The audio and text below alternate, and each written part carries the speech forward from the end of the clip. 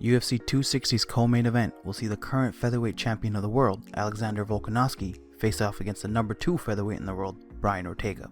Volkanovski is coming off his 2-fight stint with Max Holloway and an unbeaten 9-fight UFC win streak.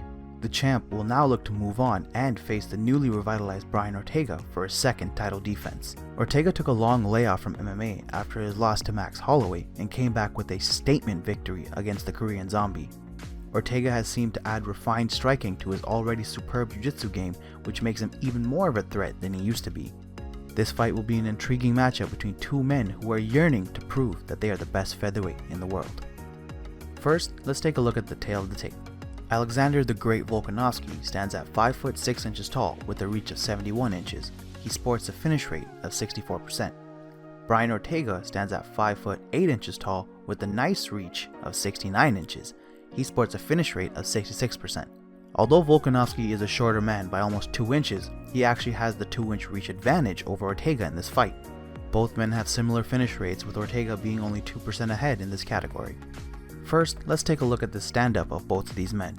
The champ Volkanovski has an astounding record of 22-1-0, and a large part of this is due to his impressive stand-up game. Volkanovski enters most of his fights with a height disadvantage, but this has proved to be a non-factor for the champ.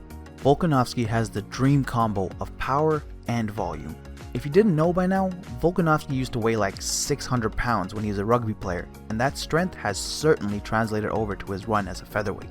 Volkanovski is a calculated striker, and his power is only enhanced by his elite footwork.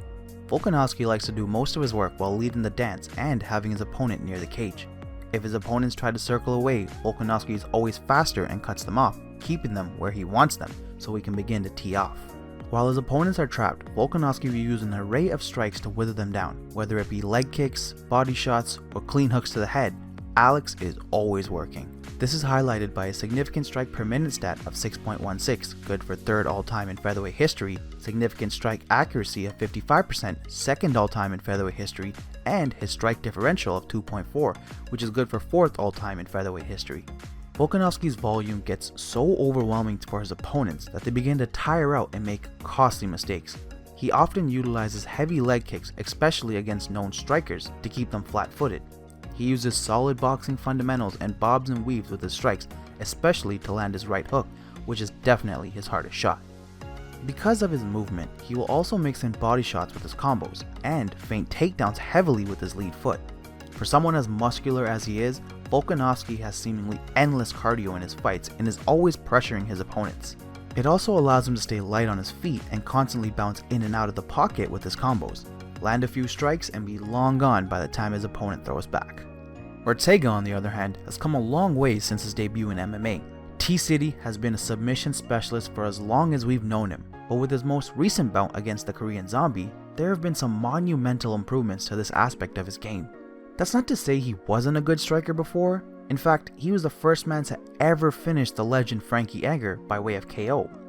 Ortega has primarily used striking as a cover-up for his jiu-jitsu, landing quick 1-2s down the middle and pressuring his opponents to close the gap. Once that gap closes, that's when Ortega's ground game comes into play, but more on that after. In his most recent fight, we saw Ortega's striking game grow exponentially. In the first round against the Korean Zombie, Ortega threw a plethora of leg kicks and distance jabs to set the tone for the rest of the fight. His timing is also something to behold. In the first round, he was able to catch the Korean Zombie's body kick and drop him with a straight left. To follow that up, in the second round, he timed a beautiful spinning elbow to seriously hurt Jung again. Ortega has crisp elbows and is great at sneaking them in, even at boxing range. In his early UFC career, Ortega mostly threw wild hooks, but has since sharpened them. Ortega is patient with his strikes and picks his shots. He will mix up leg kicks, front kicks, and side kicks to keep his opponents at range, and loves the left body kick to the liver. Ortega is still not big on long combos and throws his strikes 1 or 2 at a time when he sees an opening. Ortega is also extremely durable and hard to hit, which can play a factor in this fight if it goes to the championship rounds. Next, let's talk about the clinch. The clinch is the champ's domain. Being only 5 foot 6, Volkanovski has had to rely on the clinch to truly dominate his opponents. Being more powerful than every opponent he's ever faced, Volkanovski is able to control his opponents in the clinch with premier efficiency. Oftentimes, Alex will get 2 underhooks and try to power his opponents to the ground. If the takedown isn't there, Volkanovski will quickly break and throw a few bombs while still in range of his opponent. Another technique Volk uses in the clinch is his superb elbows. While using his left arm to subdue his opponent's head, he quickly breaks, elbows, and then re-engages to land another clinch blow. Ortega also implements his own game often in the clinch. Being a relatively tall featherweight, when Ortega has the height advantage in his bouts, he likes to use the clinch to shorten the distance and get close to his opponents. He'll grab his opponent's head and throw minor shots as a distraction before implementing his true game plan, his Gracie Jiu-Jitsu. The fight against Cub is the perfect example where he throws a knee to the body, and when Cub goes to block it, Ortega jumps his guard and lands one of the greatest guillotine chokes in UFC history. Finally, let's take a look at the grappling of both of these men.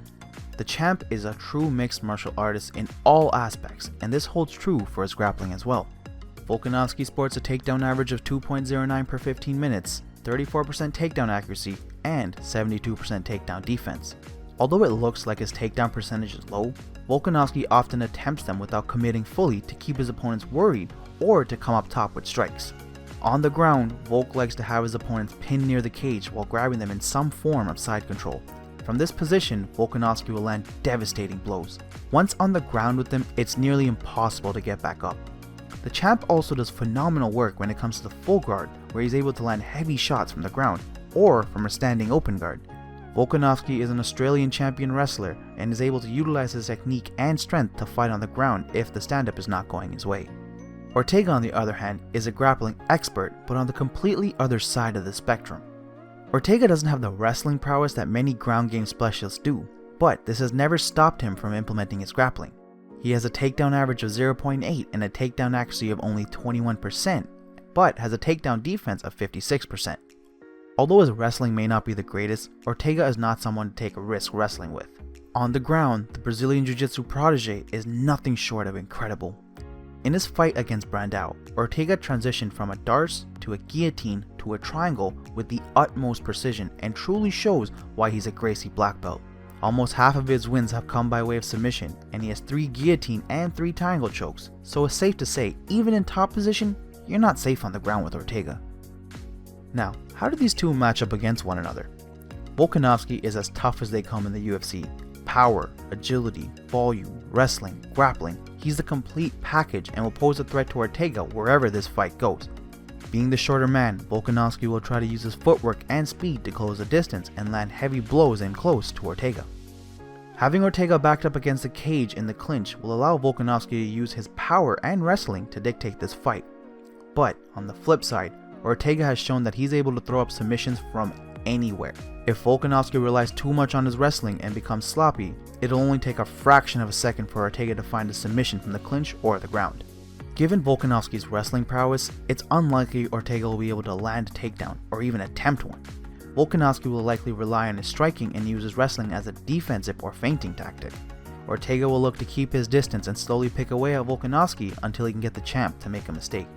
Pressure versus patience will be the name of the game for this fight.